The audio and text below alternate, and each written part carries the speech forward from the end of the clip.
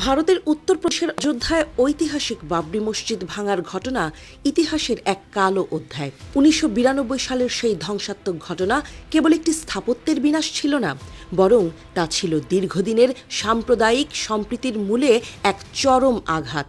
বাবরি মসজিদের সেই গম্বুজ ধসে পড়ার দৃশ্য আজও উপমহাদেশের কোটি কোটি মানুষের হৃদয়ে ক্ষতের মতো জেগে আছে। সেই ঘটনার পর থেকে ভারতের বিচার ব্যবস্থা এবং ধর্মনিরপেক্ষতার আদর্শ এক কঠিন অগ্নি পরীক্ষার সম্মুখীন হয়।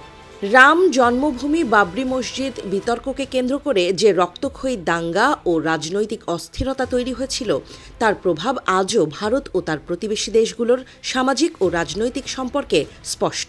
২০১৯ সালের সুপ্রিম কোর্টের রায়ের মাধ্যমে সেই বিবাদের আইনি অবসান ঘটলেও ঐতিহাসিকভাবে গুরুত্বপূর্ণ সেই কাঠামোর বিলুপ্তি মুসলিম উম্মাহর কাছে এক অপূরণীয় আবেগীয় ও সাংস্কৃতিক ক্ষতি হিসেবে বিবেচিত হয়। ইতিহাসের পাতায় ভারতের এই ঘটনাটি ধর্মীয় অসহিষ্ণুতার এক স্থায়ী স্মারক হয়ে থাকবে।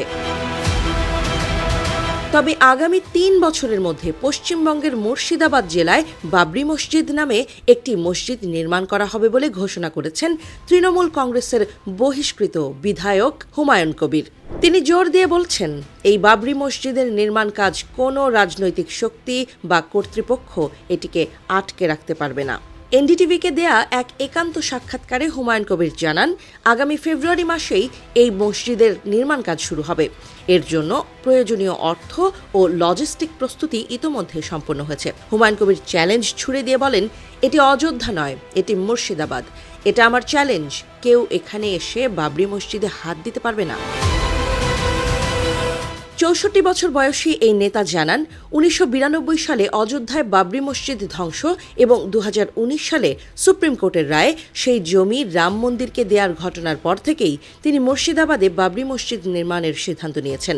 তিনি বলেন, আদালতের রায় তিনি মেনে নিয়েছেন, কিন্তু তিনি মনে মনে এটা বিশ্বাস করতে শুরু করেন যে মসজিদটি এখন অন্য কোথাও তৈরি করা প্রয়োজন।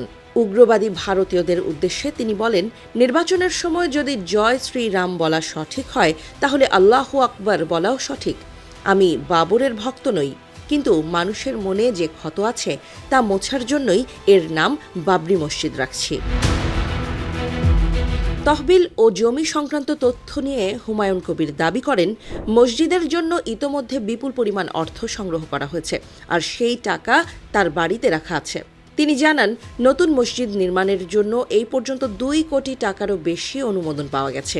নতুন এই বাবরি মসজিদ নির্মাণের জন্য ২৫ বিঘা জমি রাখা হয়েছে। লক্ষ লক্ষ ইট ইতোমধ্যে নির্মাণস্থলে পৌঁছে গেছে। আগামী ৩ বছরের মধ্যে মসজিদটি পুরোপুরি তৈরি হয়ে যাবে। নতুন এই মসজিদ নির্মাণের মাধ্যমে অযোধ্যার বাবরি ভাঙার পরে ধর্মপ্রাণ মুসলমানদের মধ্যে যে দাগ কেটেছিল তা কিছুটা হলেও লাঘব হবে বলে মনে করছেন তিনি।